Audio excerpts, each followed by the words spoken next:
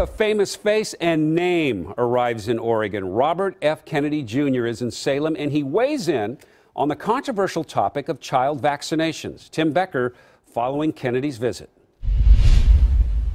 Robert F. Kennedy Jr. is here today in Salem to argue for what he believes is the correct side of one of the more hotly debated bills here in Salem this legislative session. His goal: convince lawmakers to vote against Senate Bill 442. He's only here for several hours, but Kennedy tells me he wants to leave a lasting message. I don't think it's appropriate to force people to have their children undergo a medical procedure.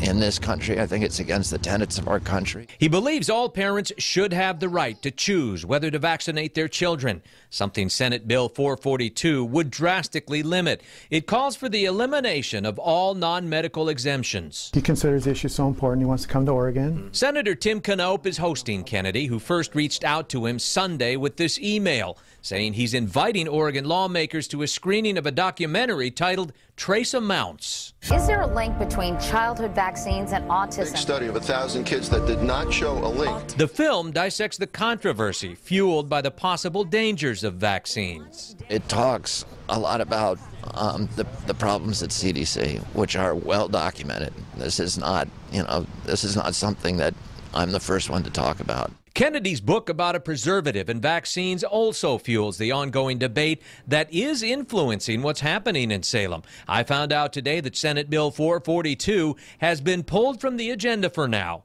News Kennedy was happy to hear. We need a check and balance. We need to make sure that citizens, that an informed citizenry, can say no when it needs to say no to protect their children. He is a Democrat, I am a Republican, and this issue crosses party lines because this, to me, the issue isn't about vaccines, it's about freedom. Because Senate Bill 442 has been pulled from the agenda for now, we'll make sure and follow up with its supporters to find out what they plan to do next. In Salem, Tim Becker, KOIN 6 News.